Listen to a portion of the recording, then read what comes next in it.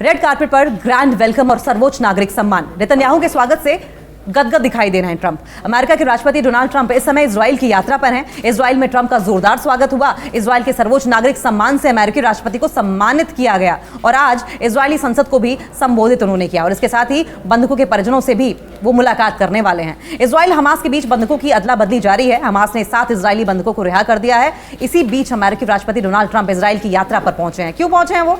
क्या मिलने वाला है वहां? हेडलाइंस तो नहीं मिलने वाली। इजराइल के राष्ट्रपति बेंजामिन नेतन्याहू और उनकी पत्नी ने तेल अवीव के बेन गुरियन एयरपोर्ट पर ट्रंप का स्वागत किया। वहीं इससे पहले इजरायली हवाई क्षेत्र में प्रवेश करने पर वायुसेना ने एयरफोर्स ने ट्रंप को शुक्रिया अदा करते हुए कहा कि उनकी यात्रा, उनकी ये जो ट्रिप है, उनका ये जो टूर है, उनकी जर्नी है, लोगों के लिए गहरे अर्थ रखती है। इसका बहुत ही डीप मीनिंग है। इसके अलावा इजराइल के टॉप लीडर्स, टॉप ऑफिशियल्स ने भी ट्रंप का वेलकम किया है। ट्रंप की ये मिडिल ईस्ट की यात्रा कई मायनों में अहम है।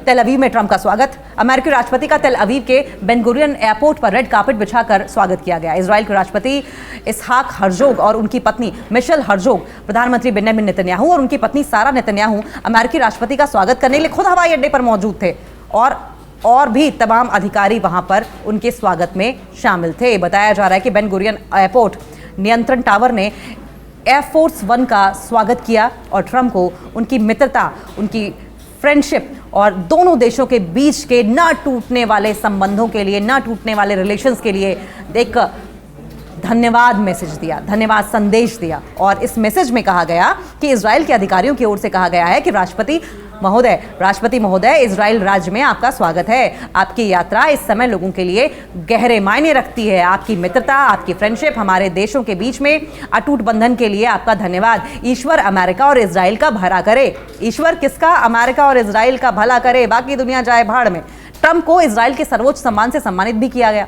अमेरिका के राष्ट्रपति डोनाल्ड ट्रंप को इजराइल के सर्वोच्च नागरिक सम्मान से सम्मान दिया गया। इजराइल के राष्ट्रपति इसहाक हर्जोग के कार्यालय ने इस बात की जानकारी दी। इजराइल की यात्रा पूरी करने के बाद अमेरिकी राष्ट्रपति इजिप्ट के लिए रवाना होंगे और इजिप्ट में वो बाकी देशों के नेताओं के साथ गाजा में शांति को लेकर बातचीत करेंगे। बंधकों के होस्टेजेस के जो परिवार है उनसे भी मुलाकात करने वाले हैं डोनाल्ड ट्रंप। और मुलाकात करके बात क्या करेंगे कि मुझे बहुत दुख हुआ कि आपके परिवारीजन मारे गए। क्या वो ये भी कहेंगे कि उनकी मौतों का जिम्मेदार मैं भी हूं? रैपिड रिस्पांस की रिपोर्ट के मुताबिक तेल अवीव में बेन गुरियन एयरपोर्ट से अमेरिकी राष्ट्रपति निकल चुके थे। लगभग 40 मिनट की ड्राइव के बाद वो यरूशलेम पहुंचे, जहां बंधक परिवारों से मुलाकात का उनका कार्यक्रम है। उन्होंने नेसेट के विशेष सत्र में भाषण भी दिया।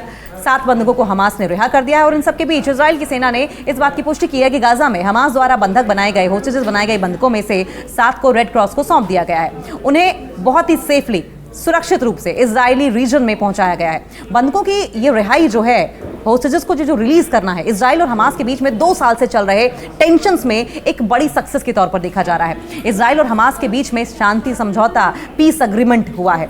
और आप इस बात पर ध्यान दें कि इजिप्ट, कतर और यूएई, संयुक्त राज्य अमेरिका यानी कि यूएसए, इनकी इंटरनेशनल मीडिएशन से सीज फायर और विनिमय समझौते के बाद अब ये स्थिति आई है। रिपोर्ट्स में ये भी बताया गया है कि जो 7 बंधकों को सौंपा गया है, वापस भेजा गया है, उनमें गली और जिब वर्मन, मतन एंग्रेस्ट, अलोन ओहेल, उमरी मिरान, एतान मोर और गाय गिलबोआ दलाल भी शामिल हैं।